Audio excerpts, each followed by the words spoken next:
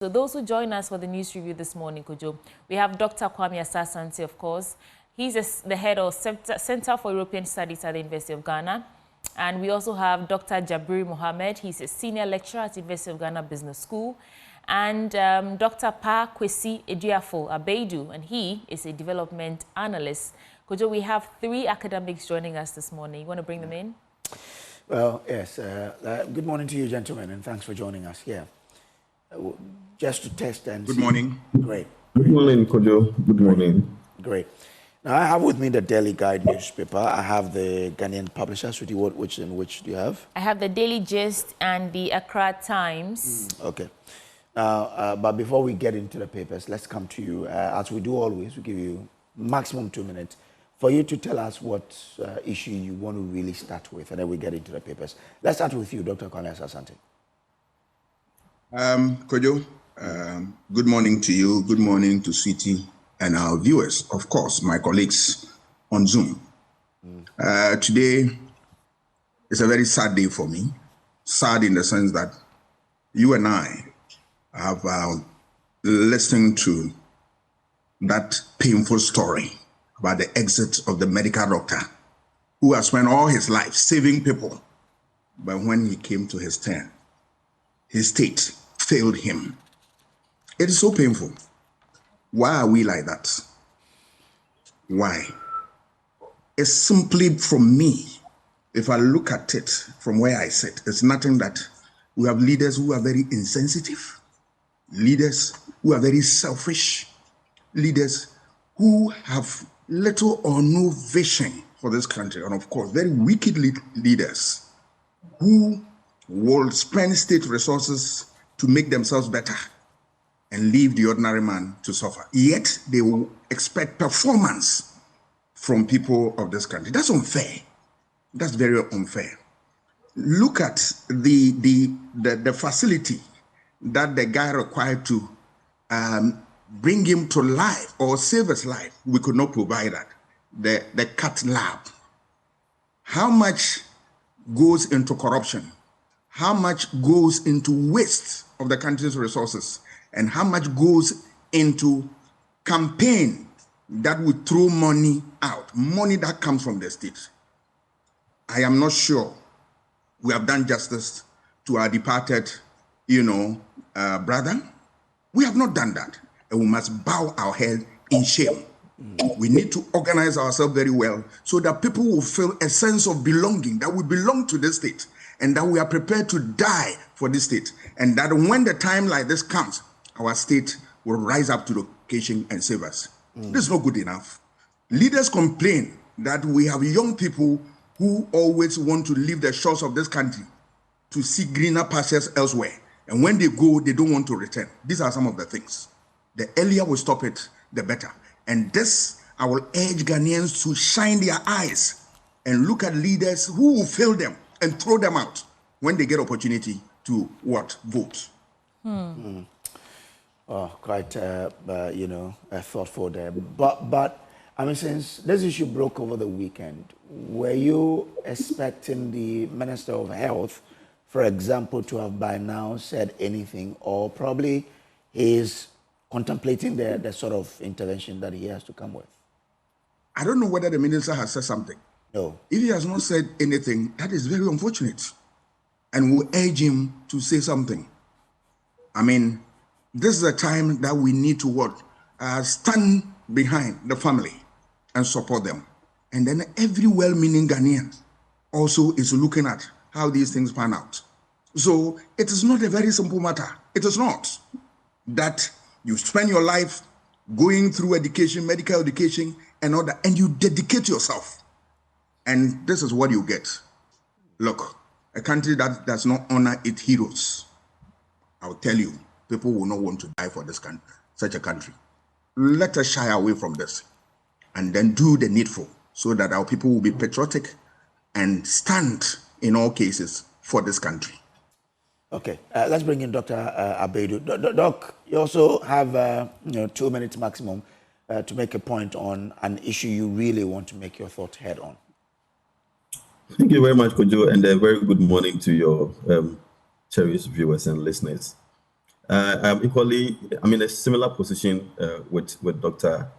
Asante, but I am also coming from a very, a different perspective. Kojo, the rain season has started, and we all know what experiences that conventionally we have when it comes to the havoc that we experience in terms of rain, the thunderstorms, and all the other issues that come with the climate.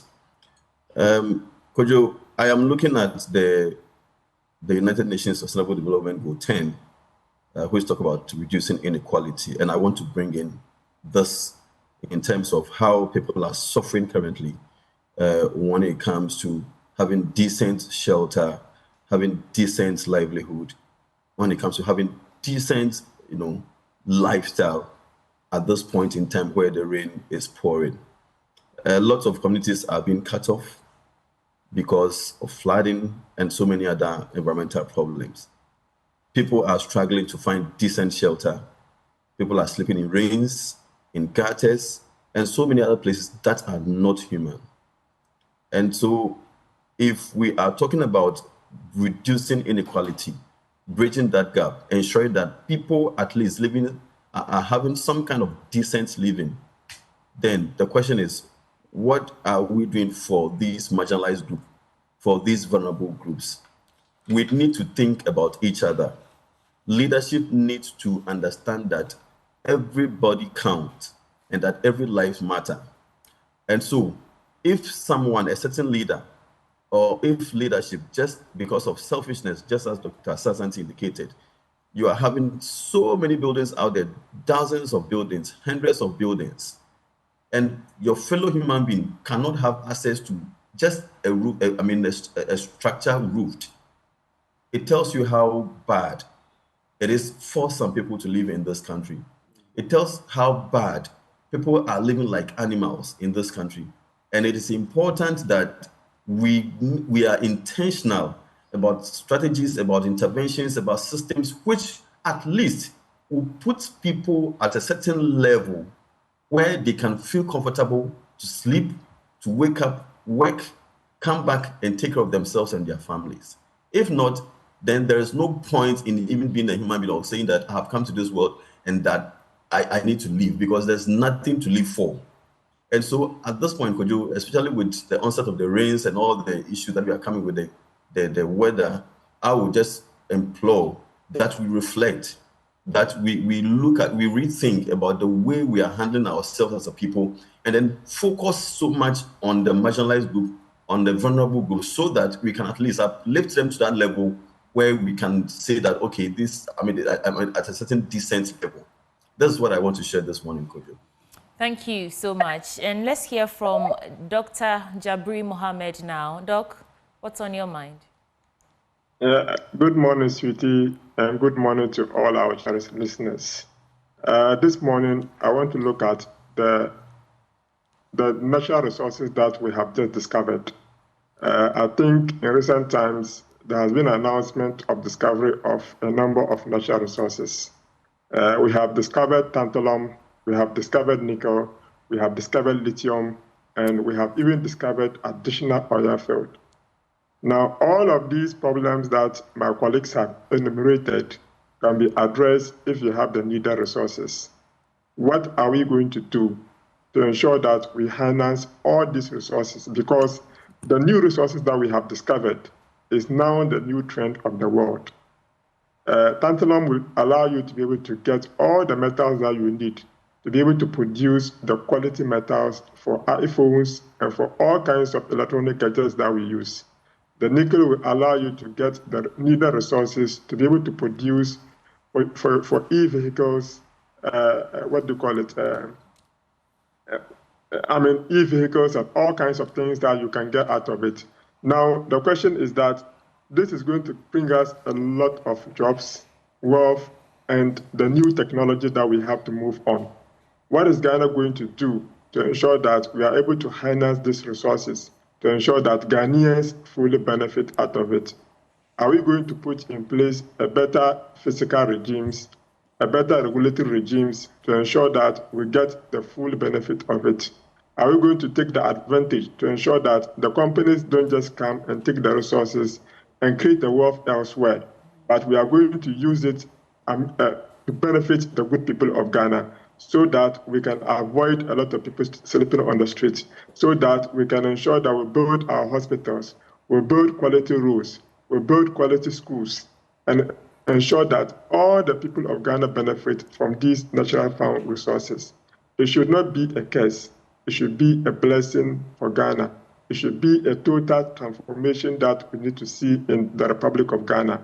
If not that, then it means that we are doomed as a nation. This should be an industrial revolution. This should be a revolution that can revolutionize the 24-hour economy that we are looking up to. So we now have everything that we can ensure that whatever at all we want to do as a country, we can do it. But then natural resources alone is not enough. Let's develop the quality of our human resources. It is the human resources that when we develop very well, we can fully benefit from these resources that we are discovering. Otherwise, we will discover other people will come and take it away and go and benefit their people. But Doc, if after all these years, we are over 60 years, right? We started mining before independence, and we've not been able to, as you say, develop the human resources we need. We know that in the mines you find a lot of Ghanaians in there, but we still have expatriates. Now, if after all these years we have not been able to develop the human resource to that level we expect, and also develop the systems, really, is there hope that we can do it now?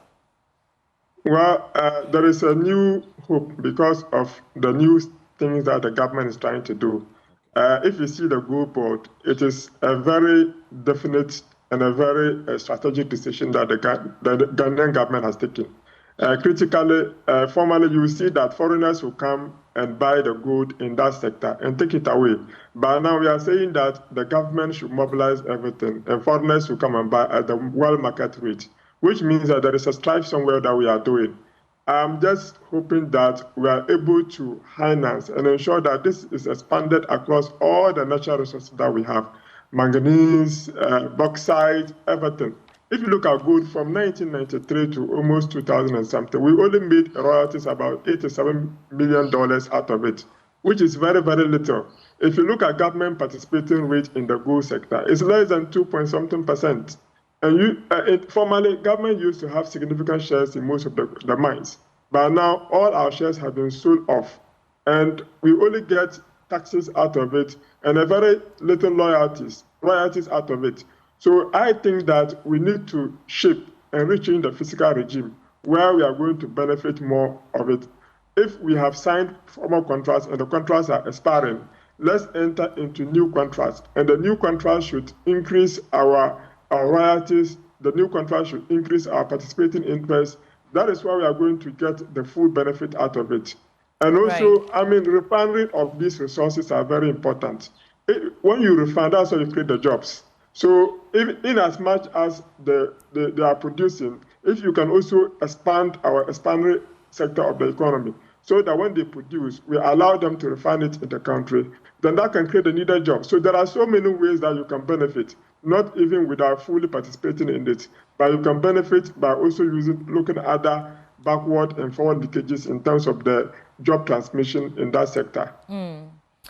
I think we should, continue from where you started, because this morning one of our big stories is the Goldbod Task Force, which the president said the inauguration of that means that we can fully operationalize the Goldbod. And I want to read a story from the Accra Times. It's on page 2.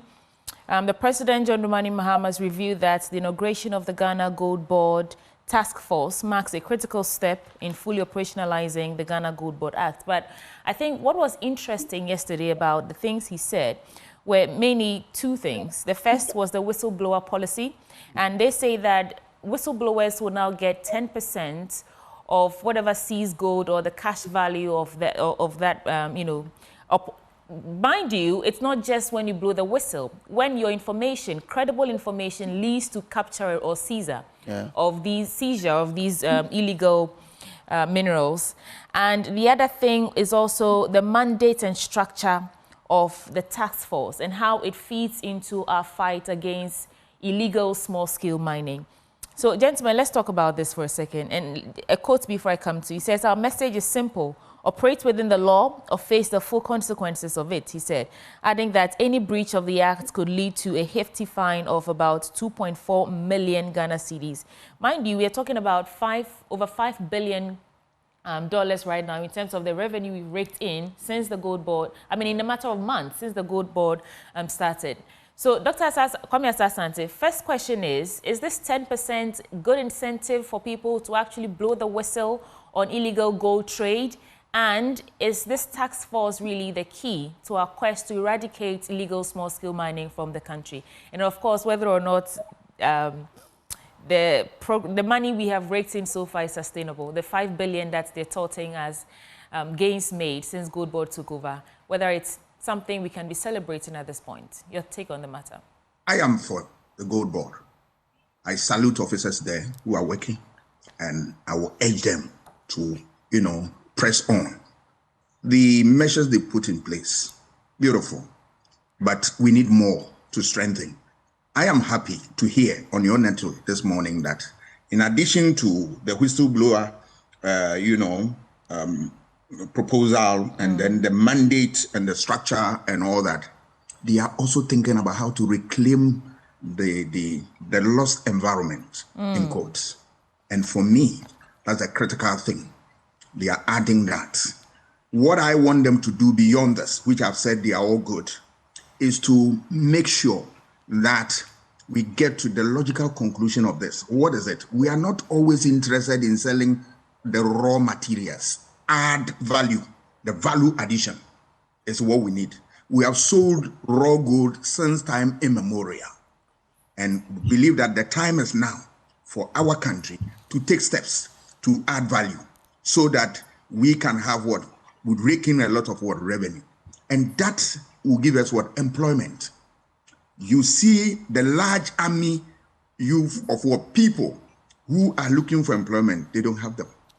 So they are forced to go out of this country. Let us make sure that the gold board survives and that is able to do all the needful, and then our people get jobs. I will urge Sami Demfi and all the players there that they are doing well, but it should not get into their head, and then let them forge ahead and work more.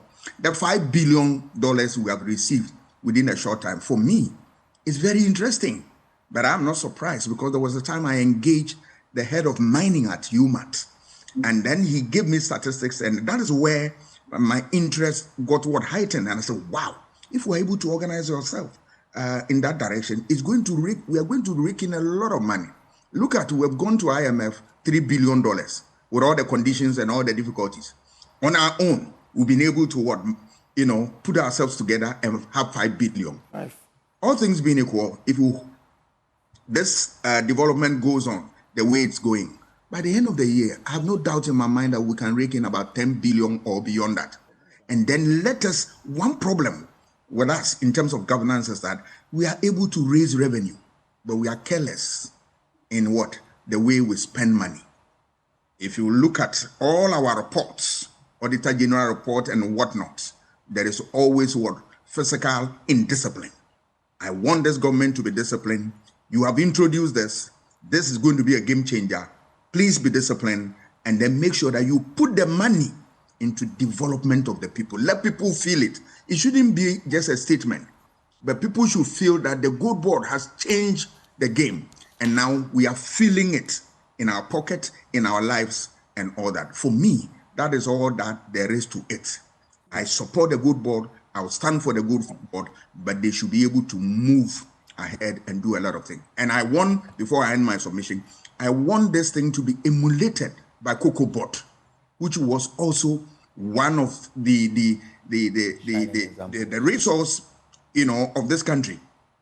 Today is in tatters, but I will urge Randy Abe and his team that they should take a cue from this and then rebuild the place. It can be done, and I trust that they can be able to work well. If they don't have the human resource, please, there are a lot wasting away in this country. Extend the hand, not necessarily the NDC people. Any human being in this country who has knowledge, call them to support so that we can move this country forward. Doc, so what are you saying? That the 10%, I'm not sure if you touched on that yet, the 10% you get when you blow your whistle and your credible information leads to the seizure of illegal gold trade, meant for illegal gold trade.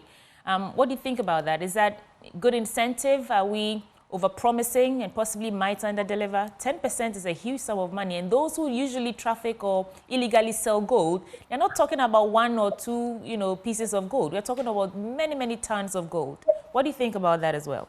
It's a good incentive. And then it's going to, I believe that all things being equal, is going to help us to generate the needed resources that we want.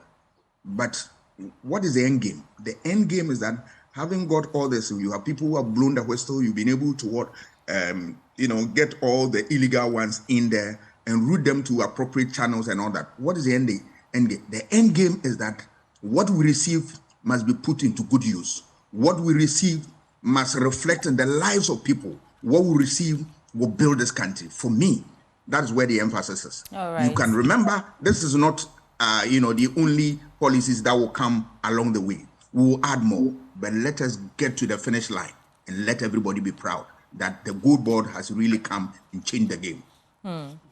Dr. Abeidu. Before Dr. Abeidu comes in, let's try to look.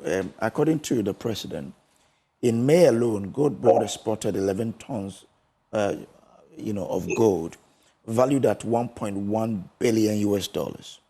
And he says cumulatively export from the small-scale sector reached 51.5 tons, valued at approximately $5 billion US. And this is just the small-scale sector. Now, what excites me is the fact that this represents 95% increase from the same period in 2024 and surpasses large-scale mining exports for the first time in the country's history. This is incredible. 95%. So it means that as of this period last year, all of these monies were going to individual companies. Yeah. Wow. Okay. Dr. Abeidu, you are a development analyst. All of these monies we are getting. I'm happy you said wow. Yes. That's a lot of money. Yeah, it tells you the extent of leakages that we have in our country, and not just the mining sector. Of course, now the mining sector's issues on the plate, so let's talk about it. But largely, it tells you how our revenues are leaking, how monies are leaking into individual pockets, and that is why I talked about inequality when we started the program. We need to understand that people are finding so many ways to amass wealth for themselves and not in the interest of the country. And so it's not surprising to me. Remember, last year, at the end of the year, one of the gains which were touted by the then government, the NPP government, was the fact that they were able to increase the GDP growth. And they made it categorically clear that mining sector was very instrumental in the growth gains that we made. And so it's not surprising to me, but it tells you that we could have even done more if all those unaccounted, unofficial transactions had been integrated or had been factored in the statistics that were provided. And it tells you that indeed a lot of money is going out. But really, beyond that, Kojo, I have few concerns, especially with the Goldbod Task Force, for which it's not a negative motivation, but something just to encourage the Goldbod, Sami Gyamfi and his team, to be very mindful and work harder in addressing the issues. Look, we are in a country where, for example, people are quite timid. People have a lot of fear. People feel they may be victimized when they blow a certain whistle. Now we are talking about people who are very influential and a certain elite class, wealthy people who are engaged in this gold trade business.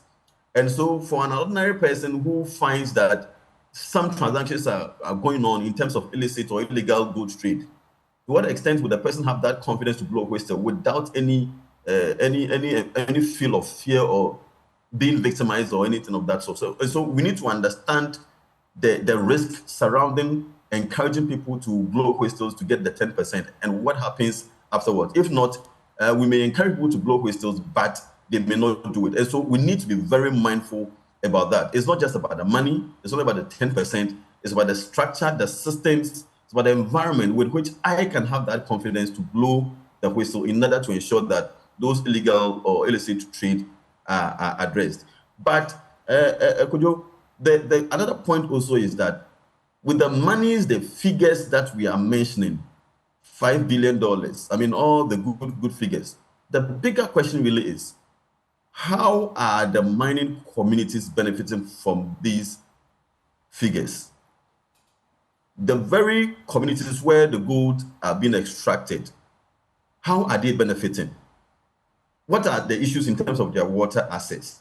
What are the issues in terms of health? What are the issues in terms of education? Look at all the economic indicators, the development indicators, and tell us, yes, we are doing so well, we are bringing. Well, Dr. Pedu, if you read further, it says the president also,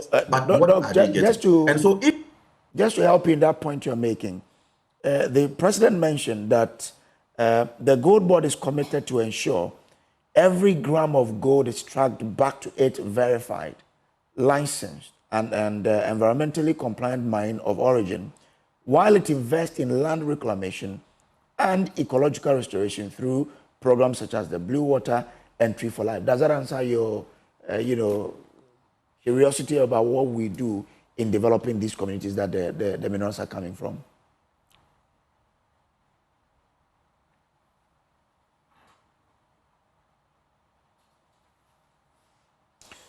Okay. I feel I could have gotten Doc, but maybe when we get him back, he'll probably answer this question for me. But let me bring in Jabril Mohammed. Yeah. Jabril, we are mentioning $5 billion. Good money, and that's kudos to the guys at Goldbod for this.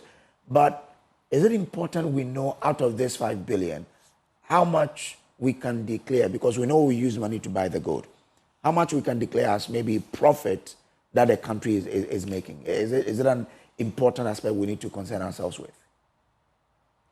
Yeah, so Kojo, this is going to be coming from the financial statement of Goldbod at the end of the financial year. As it stands right now, maybe they can declare maybe 6 months after they have started this program and what it has read in as a result of the profit that we have made. Revenue generation alone is a power tool to let you understand that this particular revenue is coming in to have an impact on the economy. Yeah. So like I said earlier on, the exchange rate has a pass-through, the Goldbod resources has a pass-through effect when it comes to exchange rate mechanism. Because as we stand right now, we have noted that the cedi has appreciated significantly in the past few months. Yeah. So for instance, we now have the cedi trading around 10 point something Ghana cedi per cedi, per dollar, and even in the black market as much as 12 Ghana cedis. This was not the case some time back, but now we have this kind of effect. So the revenue is not just about the profit at the end of the day, but it is about the revenue that is raking in, is coming into the country. So that is something significant. Like others said, even the announcement alone tells people that we have enough dollars in the economy.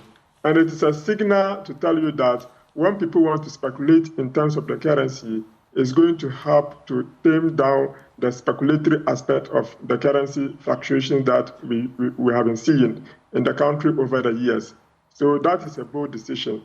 Now, to the other issues that we spoke about, and the issue of the whistleblowing effect and all of that. The whistleblowing is good, but the people that you are giving the money to, you need to ensure that the money is properly utilized. What are they going to be using the money for? Are you going to tell them the direction at which the money will be utilized, or you are just giving them the money? And they too, they will also begin to mobilize capital and go into illegal mining or what? So I think that, well, 10% may be too much. Maybe 5% would have been good. But if they find out that the 10% is more incentive enough, then that is it. But they should also be looking at the way and manner in which these people will utilize that money that comes to them. So, and the task force, is it that we cannot get is it that the nation's security forces are not doing enough work? Or are they too corrupt that they have to form a new task force to ensure that that thing works out? Can't we use the existing security services to do that? Is it that these new task force are going to be trained and are just going to be for Goldbod, or what at all are they coming to do? I think that whatever they have to come and do, we need to see their clear mandate so that when they come, they will not be going astray. You know, some people will end up, within a short time, being more corrupt than even when the security services were even actually there. So let's look at the mortality, let's look at their enumeration, let's look at their mode of operation so that they don't end up becoming worse in the sector. Rather, they should become a blessing. Their effort should be a blessing. And also, what kind of surveillance activities can we put in place? Can we put in place some cameras at most of the mining sector so that we will be able to capture certain things or not? So these are the things that we have to look at. And the Goldbod should also be anxious in mobilizing the small-scale miners, putting them into small-scale miners teams so that all these small-scale miners can report the quantum of gold that they have been able to extract, which is also very important. The reporting is very important so that we can have accurate data, so that we can even measure our GDP very well. We spoke about GDP and all of that, adding the value last year. If you don't measure it very well, you will not get the accurate value that you have added to your economy. So the measurement is important. And like we spoke about adding value to the gold that we receive. If you are able to add value to it, then it means that you are indirectly increasing your GDP. Okay. The raw materials alone doesn't actually increase your GDP, but it is through the value addition that the GDP is actually increased and the jobs are created for the good people of Ghana. Okay, let's move on to the Daily Guide newspaper. On the front page, it says, NPP goes to court over Blakuma North rerun. Baumia Parliament mourn late Akwatia MP. CJ suspension, Justice Tokono goes to ECOWAS court. And EMP Azuma Gold Resources, the inside story. But let's look at the Chief Justice going to the ECOWAS court. Maybe, Dr. Asante, I would want to start with you. Is there any end in sight, really, to this particular matter? I think that our CJ decided to explore all the resources, the structures here. So he went to Supreme Court or normal times. If now you want to move to ECOWAS court, no problem. These things are going to be heard, and then decisions will be arrived at. For me, once you are the appropriate forum, which is the court, at the end of the day, judgment will come out or a verdict will come out, and that will, streamline frontiers of our judiciary and then our judicial system, and then of course our democracy. I have no problem if an individual has a concern and you want to use the courts to address them. That should be the way to go. That is what democracy requires. Remember, democracy hinges on what? Rule of law. Rule of law. And rule of law has two components: equality before the law and due process. So we are going to experience that. MPP going to court over the Blakuma North issue. I think it's appropriate for the party to go to court. If we look at the fact that a lot of things have, changed, then it is important that the party heads for the courts. If you look at it from the point of view of that, the court in January, the High Court, directed that there should be what? Collation and declaration. And now EC is taking a different position. Then, of course, the court comes in for us to know whether their decision is appropriate or not. So I don't have a problem with that. I know and I believe in the court, that the court will speak and all of us will obey. Okay. All right. Thank you very much. Dr. Abedu, your thought on this, the two issues if you would also want to touch on. Yeah, Kojo, but if you can kindly permit me, I wanted to just finish a point because of my Yeah, we did lose you, connection. so go ahead. Go ahead. Yes, very well. So I just wanted to make a quick remark on the Goldbod and the task force. Kojo, the only thing I want to say is that, you see, compare gold to cocoa. We are in a country where people are able to smuggle a whole bag and bags of cocoa. Just imagine the quantity of bag, just a full size, where someone is able to transit it to another country illegally, to the neighboring countries illegally. And we are living with this situation. Compare this bag of cocoa to a relatively smaller size unit like gold.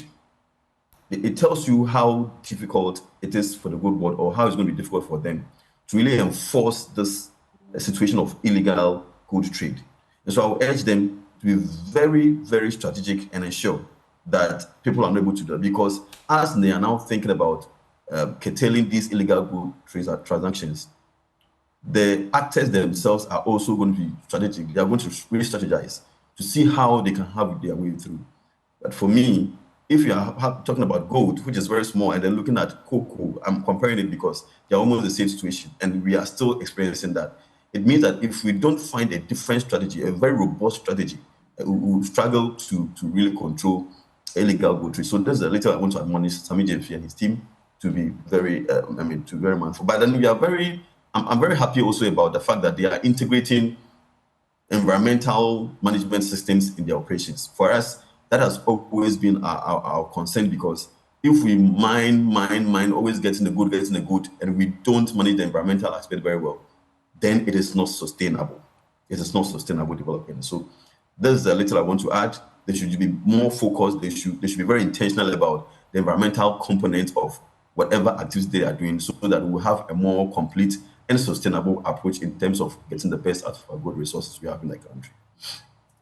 All right. On the matter of the removal of the Chief Justice and her seeking redress at the ECOWAS court, I know that this has become a political conversation and a legal one, but it looks like the petition she filed at the ECOWAS court mirrors what she did at Ghana Supreme Court and Human Rights Court. She says that she's challenging the processes for a removal, and she's calling it a sort of de facto removal from her office. Those who say we shouldn't make a ceremony out of it because it's just a legal process that is unfolding, have questions and concerns about going to the ECOWAS court and how it looks for our democracy or democratic development of this country. And those who say that she has every right to fight this on also have an argument to make. I want to know what you make of it. The Chief Justice, the former Chief Justice, or the suspended Chief Justice. Suspended. She's not former yet.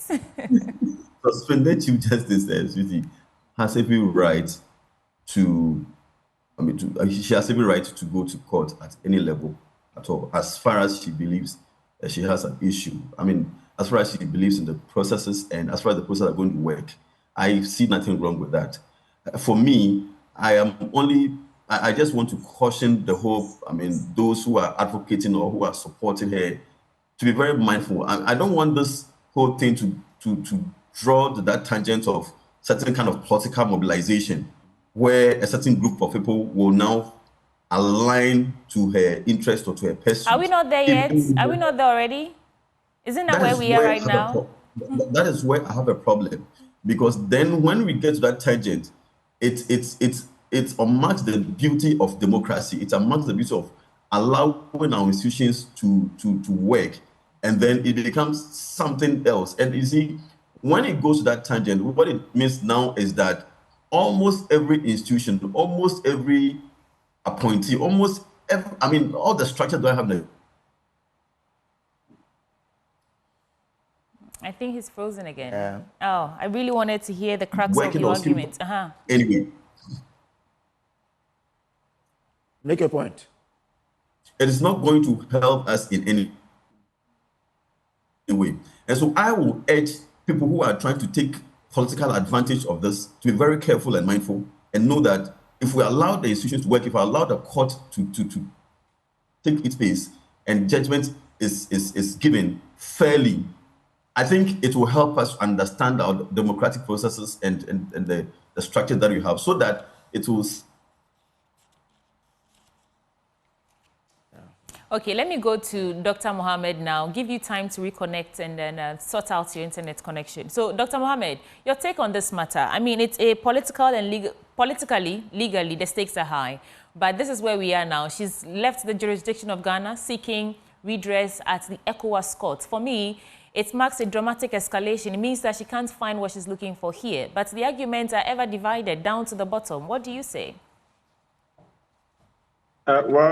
She's undergoing even a trial in Ghana, let me put it that way, because she has been subjected to a committee to investigate her before a final judgment is being heard in the law court. Here is a case, she's not finding her way around the committee. If you remember recently, she came out to make a whole tall list of presentation concerning her activities and concerning what is happening to her, etc. So she's not having hope that she's going to find justice in Ghana. And that is how come that she's escalating the matter out of the country so that she can find justice elsewhere. I mean, she has a right, she's a Ghanaian, the due process must be followed, etc. So I don't see anything wrong with what she wants to do. So she can go ahead, go wherever she wants to go. I believe that the laws are there and the laws of Ghana is going to guide them in their decision making. They cannot just make the decision because this is not a human rights problem. It is a problem of justice that you are facing in your country, and you believe that you are not going to have a fair hearing in the country because you think that the court is all against you. But you once used the same court against others. So why don't you stay in the country and face the same law? Why are you running to elsewhere? So she should just go. If she's able to find justice there, that's fine. If they also judge against her, she should accept it and have it. Even in Ghana, you have not found the final justice. So why are you running away? You should have found the final justice in Ghana here. Then if it is not favorable, then you can make an appeal elsewhere. Well, that might be too late considering... That might be too late, considering that, I mean, let me give you another angle here. Those who argue that one party removed the head of the EC, I think that argument is flawed because the Chief Justice is the head of one whole arm of government. The EC is just a part of the executive. If she waits till the committee decide that she really has to be removed, then in what capacity is she going to seek redress? She has been removed, no? Okay, so, well, I'm not a lawyer, but the fact of the matter is that is my candid opinion, that at least she should have received a judgment here, because more often than not, you receive a judgment before you make an appeal elsewhere. Is that not correct?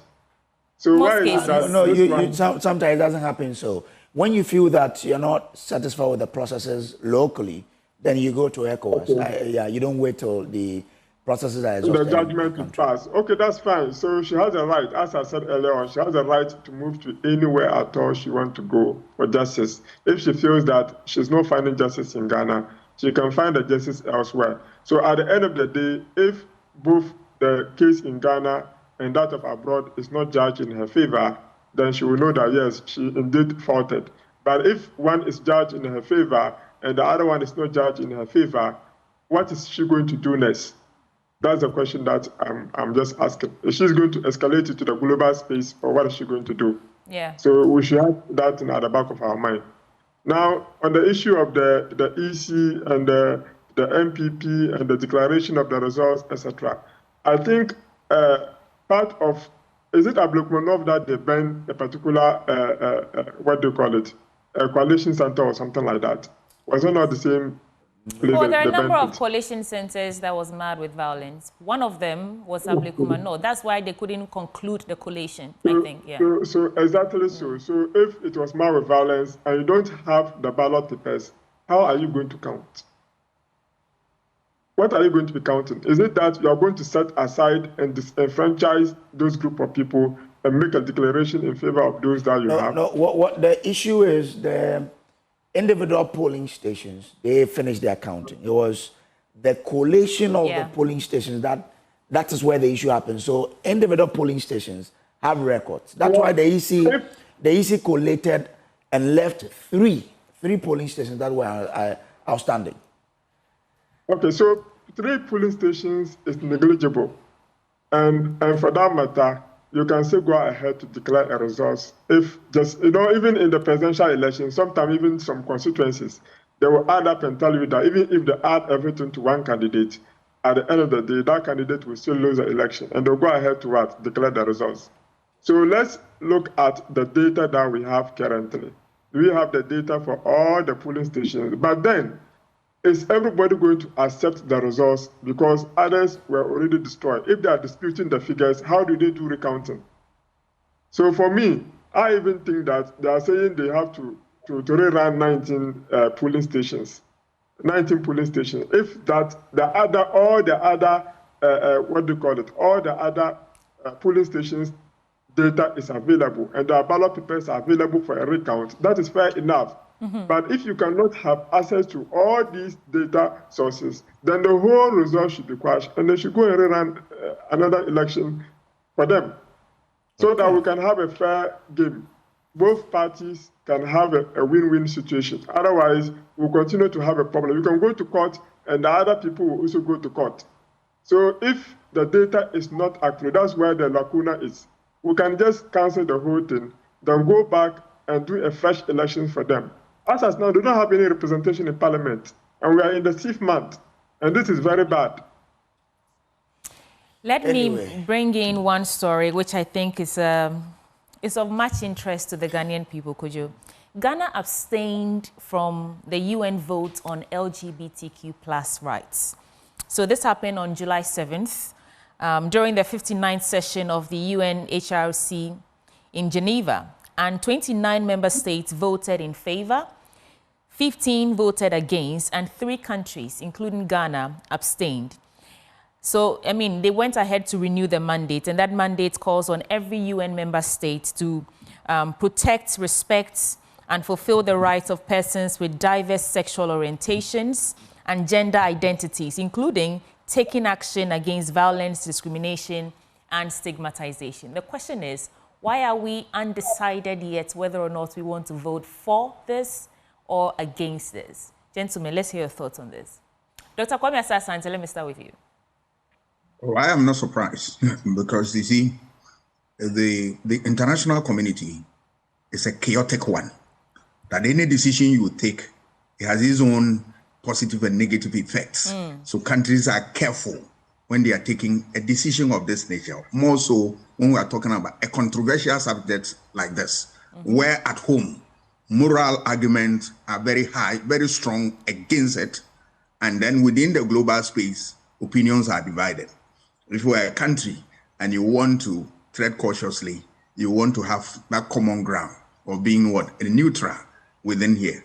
But it also speaks volume of the fact that, is it the case that, or is it the same position that you espouse during campaign, that you are, you have not decided on the matter, all right? It gives you an idea that the regime, the government is not clear in its mind as to the direction you want to go.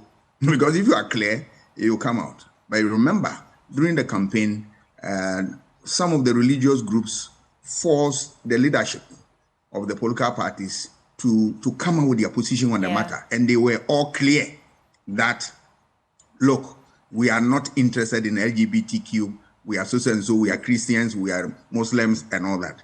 So why the change at the, the UN? That is where the question is.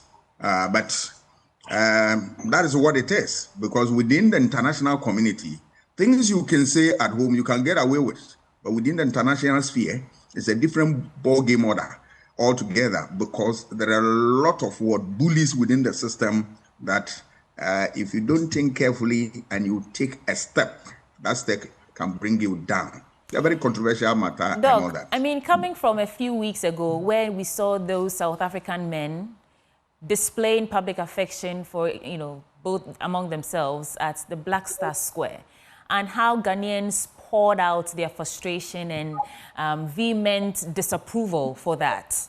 I thought that it sort of took us back to that conversation where we'd established clearly that we were against that. So if we're abstaining, for me, it just brings back the question of, do we really want to conclude on this matter We still have that bill pending, whether or not, well, I think some judge was saying that they were going to table it to the president again because they had reintroduced it to parliament and so on and so forth. Why are we, you know, pussyfooting around this? That's the question I'm asking, you know? Yeah, the question you are asking is a legitimate one, but the legitimate answer is that within the international sphere, you are talking about bullies within the system. You go on this route, support or kicking against this, you are going to be denying some funding from the system. You are going to be punished in a certain way. So countries are so careful on such matters because you recall Christians, traditional people, almost everybody was saying that abandon that path. Let's stay away from LGBTQ plus and the stories around them because we don't like that. But you recall some states decided to threaten us with what funding and all that. And now your leaders are looking sharp. That is it. But you see, it brings us to the big question as to are we sovereign enough to be able to put our foot down and say that this is what we believe in. But if you are financially incapable, if you are not, you know, financially sovereign, you always pander to things of this nature at the expense of your morality, your culture, and everything. And when you come back home, you have no answer to give. So I always believe. Doc, doesn't it question the intention then behind the passage of that law? Because that law really speaks against this, which means that is your state. So, that's your position on the matter. So when it comes to voting, you go with your law. Is that not so? Well, it's not a law yet, could you? I mean, it's a bill. Yes, it's just because the president has not assented. Well. But Parliament passed it, which means that as a state, that is our position. So if it comes to international voting and we are not able to state clearly where we stand, then of course, is there any need for us to legislate against that practice in the country?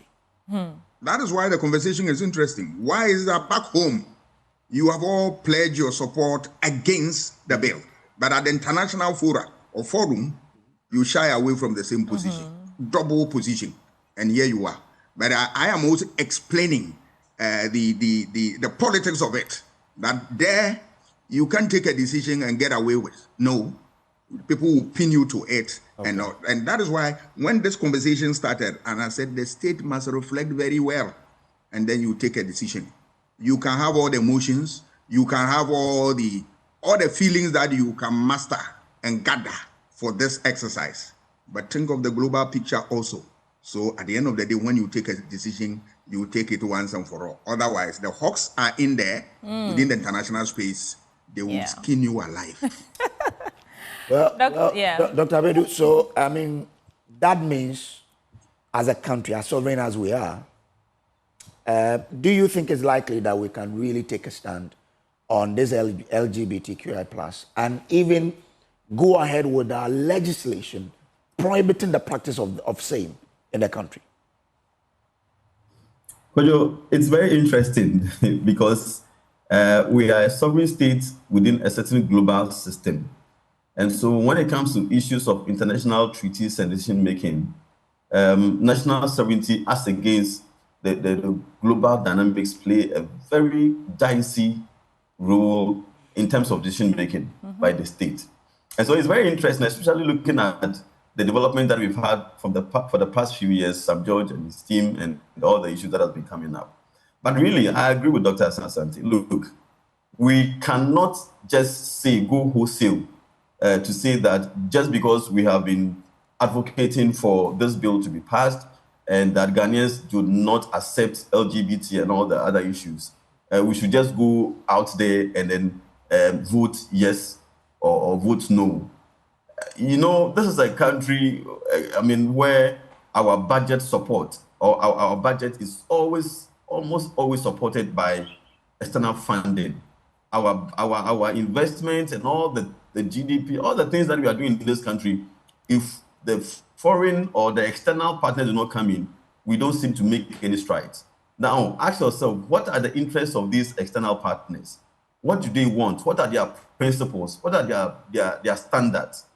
And so as far as we are relying on them, expect that they will manipulate the system through their standards, their interests, and their values. And so you have to be very careful when you are voting on such issues. So I'm not surprised at all. I share the same position with Dr. Asante when it comes to, with regards to what we have done. Look, it's also a way of expressing your view, even if you don't vote. Now, what it simply means is that as a country, we are joining the other countries who believe that we need to really look at what the topic in itself and how we can re-look at it in terms of what does it bring to the people, to the world, what does it bring to the respective countries. And so sometimes just abstaining from the voting itself is a way of expressing your view. It's a way of expressing your stance in terms of the very topic at hand and what it implies for the whole world or for the globe and for your country. And so we don't have to make a look as if the fact that we abstain from voting means we are confused. It's still a way of making a statement out there. It tells you that probably there's a certain flawed system when it comes to LGBT discussions. It tells you that we feel there are... Yeah. I think he wanted to land on the point that, it's a nuanced conversation and we are not ready to openly. Within the jurisdiction, we know what we want. But clearly show that the country is scared of taking a decision on it, even though, it's more political than we like to admit. I get it, but... And there's discomfort. But the fact is that locally or within your own country, you're trying to legislate against the practice. You've done it. It's just that the president has not assented to it. And then you go to represent the same country, which is backed by that particular... If the president had assented to it, that law, you go to the international space, geopolitics, I understand. But the people who are voting against it, don't they also have their own, decisions about it? Once you back home, you want to legislate against it, then when you go to the international platform, you need to show them that I believe in my own, I understand the whole thing about resources and the impact of it. Yeah. So are we saying that there are countries around the world, there are no countries around the world, who don't also say, because Ghana has stood firm against the practice, and people are withdrawing their resources, would also come in to back them with it. Well, anyway. Well, to be fair, there were 3 countries that abstained. 29 voted in favor, 15 voted against. And I think I'm tempted to agree with Dr. Baidu that the silence or the neutrality, the no vote, in itself, it stands on the matter. Get it. That silence is also, silence means you're also communicating. Yeah. But the question I'm asking is, in our parliament, our members of parliament enacted a law and passed it. Our only takeaway is that the president... I hear Dr. Baidu is back. I want you to finish your thoughts for us, Doc. Dr. Baidu. You see, do we have the balls to do this? Let's be honest with ourselves. Look, prior to President John Mahama and the NDC government coming to power, we all know the energy, the zeal, what Sam George exerted in promoting this bill. What has happened today? You see, at that point when he was in the opposition, he found that comfort to press on the NPP government to pass the bill. Because whatever consequences that could have come at that time, he is in opposition and he wouldn't have cared so much. But the government then knew the implication it would have had on the economy if they had gone on to pass the bill and all the related content. So same way comes here. Let's Sam George push this agenda. Let's see the energy now. Compare it. What is he doing now? Because he is in government and he knows that if you push this bill for it to be passed, there are lots of disadvantages that will come. I don't think his stance has changed, Dr. Baidu. Recently, when he spoke on his Facebook, he mentioned that they were still going to accelerate. Go ahead. It hasn't changed. It's about the energy. It's about the energy that he's exerting now. It's about how committed he is now. It has changed. Just do the comparison. But the broader picture is that you see, within his values, within his personal standards, and of course, all the like-minded MPs and advocates, Ghanaians wished that this bill had passed or has been passed, and that LGBT is not an issue to be discussed, a positive issue in Ghana. But they also know that the moment this is done, the international community, the negative effect will be dire. All right. We are talking about a country which your economic sovereignty is so questioned. You know it. Okay. Look at our budget currently. How much are we getting from the external? Dr. Abedu, thank you. Let's hear our doctor. Let's hear our doctor. Just find time and do the. I mean, compare the countries which voted for yes and those who voted for no.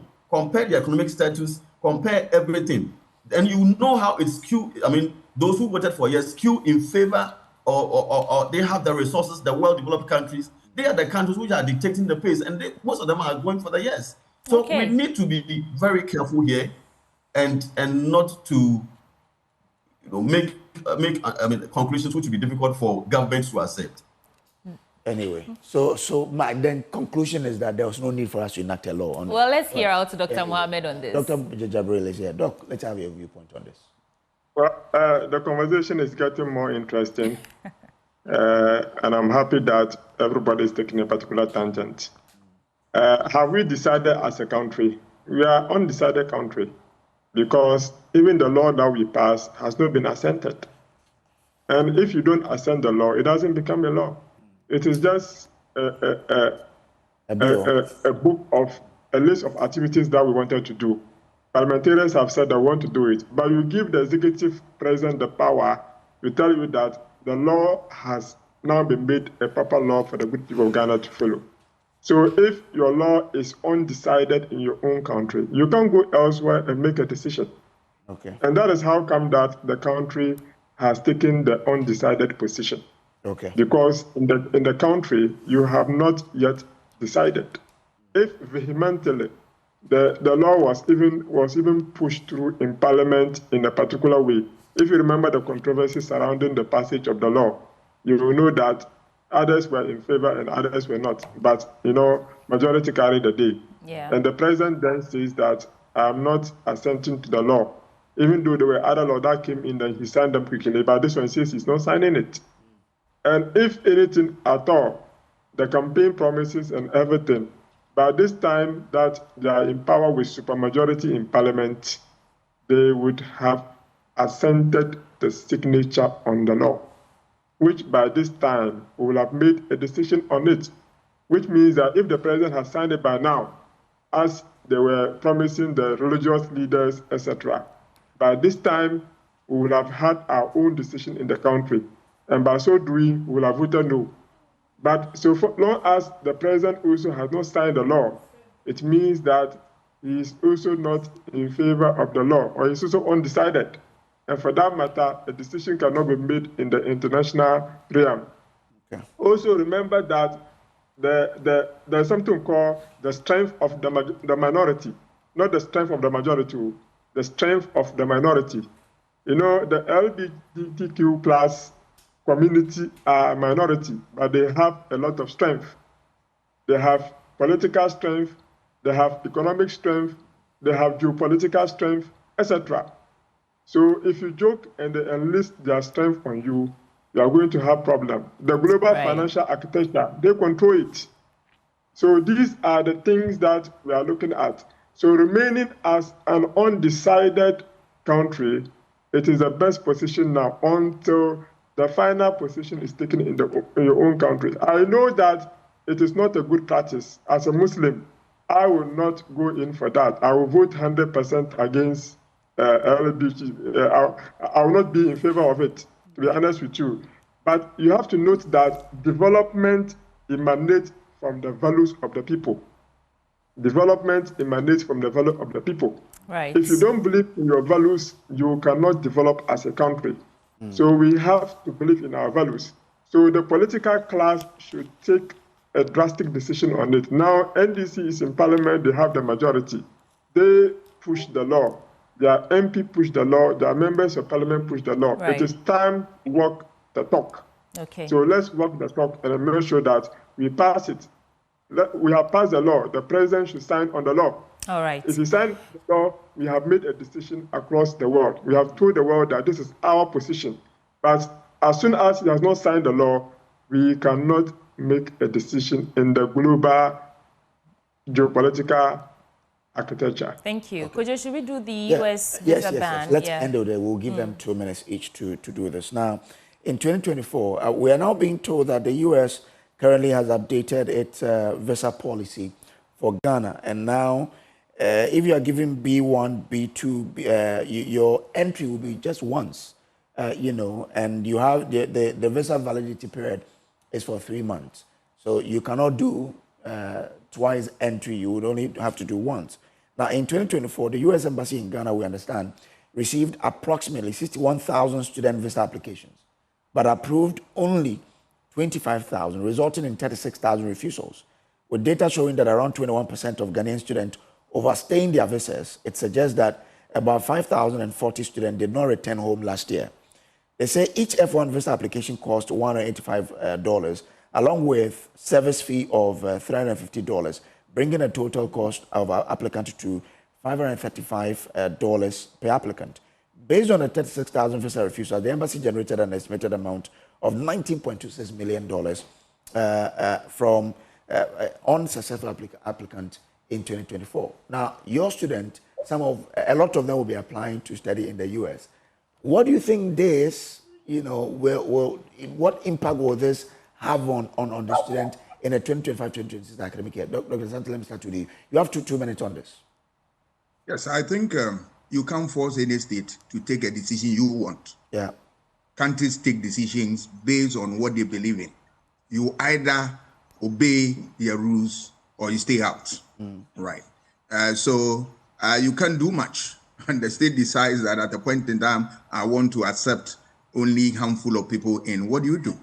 But we must also tell our students that they should be honest, that when you said you were going to school and for this period, when you are done, come back home and come and rebuild. That culture must be sold in them. I had opportunity when I was a reporter to interview the ex-president of Botswana. And then he told me that, I said, you have developed so well. If you look at the African continent, Botswana is making a lot of progress. And what's the secret? He said, yes, we give scholarships to our students. They went to study abroad and they came back to build their state. I will urge students that if you get opportunity to go, fine. But here too, you can build capacity and then also help to build our society. Sometimes we think that going out there is all there is that you need. It is true that they have the best of a lot of things that we need in the educational system. But if you don't have the opportunity, home sweet home. I have done my first degree, master's, PhD, diploma, another master in Ghana. And I believe that I'm contributing to the development of this country. You absolutely are. Yes. Yeah, yes. Thank you. All my degrees, everything, Ghana. Yeah. Right. It doesn't mean that if you have opportunity to study elsewhere, you don't have to go. Fine. All right. But when you do, please, when the time comes for you to return and come and help build Ghana. When we build our society, we will not be worried about country's visa conditions and all that because we are comfortable here. Yeah. And that thing should not elude our minds. Okay. That states are building their countries and we should take steps. And scholars who have gone out there will have to come back home and build. We are looking forward to that. And that's it. I think I will leave you and go and teach. Sure, exactly. Let's bring in Dr. Abedu here. Thank you so much, Dr. Sante. Dr. Abedu. Very well. My first point is that, look, if you don't want to enjoy, build your capacity in the country or within the country, and you are struggling with the visa, look, with virtual options, you can still build your capacity through that platform. And so it's not always about trooping in, queuing for visa and going to the US or the Western countries. That's my first point. But the most important thing is that, just as Dr. Sante has indicated, we can build our capacity in the country. There are so many good universities in Ghana. People are traveling from other countries to come to Ghana and study. And so why not? We can do it here. But you see, the most important thing is that, look, there's a bigger issue with migration. It's a bigger issue with our migration policy or migration system in Ghana. It's a bigger issue. Cape Coast Network hasn't been to Dr. Abedu this morning. Not at all. Dr. Mohammed, perhaps you can come in for us because we should be wrapping up in a couple of minutes. Yeah. So, Dr. Mohammed, what do you make of this? Should we find a way to rechannel that money back into our revenue generation, efforts in Ghana? What do you say? Well, it's important because sometimes we are even paying a lot of money to go out there to study, which means that, as earlier on stated, we have very good institutions in Ghana. I personally hadn't studied anywhere in the world. I've done all my programs in Ghana here. I did from the year 2000 to 2020, when I started school till I completed. I've had my primary school up to my PhD level, all in Ghana. I haven't gone anywhere. And I believe that, as my former lecturer said, I'm also contributing my small way to the development of the nation. So I think that we should be more focused as a country. We should have strategy. What are some of the courses that they go out there to study? Can we mount similar courses in Ghana? What are the incentives that is driving them to go out there to study? We have to look at all these things. And I believe that with the coming into effect of the 24-hour economy, we can reshape the country. We can build the country. When you go out there, you don't have to go and stay. When you go out there, it's very stressful. I've been to some other countries, and I've seen how people go there to struggle, and they came back. I mean, we all learned here, and I mean, as a university professor, I go out there, I go to do presentations elsewhere, I go to UK, I go to other countries to go and do, to go and do conferences and all of that. So I think that we have to note that when you go out there to study, come back to your country to develop your country, like Botswana has done, like many other African countries have done, like many other European countries have done. When you go out there to study, it is good. So the 3 months, I believe, it is the best decision. And also a decision that when you go and you are done with your study, you have to come back. If you come back and you want to find ways and means of going back, that is up to you. But you don't have to study and you want to continue to stay over there. Why do you think we have to pay? Use our get farm small money to pay, then you go there and you don't want to come back. You should, and I mean the get fund and other people who also finance them should also be strict on they coming back. And what contribution are they coming to be given if they have to be given the scholarship? So these are the things we have to look at. Yes, thank you. Let me try and give the last word to Dr. Baidu, if he's still with us. Dr. Baidu, you want to complete your trail of thoughts? I don't think we have him on yet. Unfortunately, that's our time for the news review segment. And Kojo, anyway, let's wrap it up. I think that as we call on the student to, yes, it's important when you go, you have to come back home. Because the skills you go and acquire, we need you here. But there's also a fundamental thing we need to do as a state. We need to fix the basics. We started with a doctor who has lost his life. How many doctors who train in Russia or US leave that, the well-established health system there and come back to it? All of these things we need to work on as a state to give hope to our people that you need to stay. For example, I have not applied for any visa before because really, I don't even dream of living anywhere apart from Ghana. Yeah, but there are other people who want to go. But if you want to go through the right means. If you are given an admission, go and study and come back. And like Dr. Jibril said, apply and go. But the government, the state, needs to make sure people have the incentive, the love to stay here and work. Anyway, let me wish a happy belated birthday to Sean Obed Mensah of CBG. That's coming from my brother Cedric Kwamena. So Cedric says to you, Sean, may the Almighty God bless you and enlarge your territory. Sean Obed Mensah of CBG. Another dedication going out to Reverend Father Chike. Happy 9th anniversary. May God bless your generous heart, hospitality, and passion for young people. We appreciate all you do for the congregation, for the region, and young people. May you experience more blessings and fulfillment in your call. God bless you from the Ghana Niger group. This is coming from Loretta to you. Happy birthday, happy 9th anniversary, Reverend Father Chike. And that's how we're wrapping up for the news review segment. When we return from that breather, we get into our big stories. Please stay.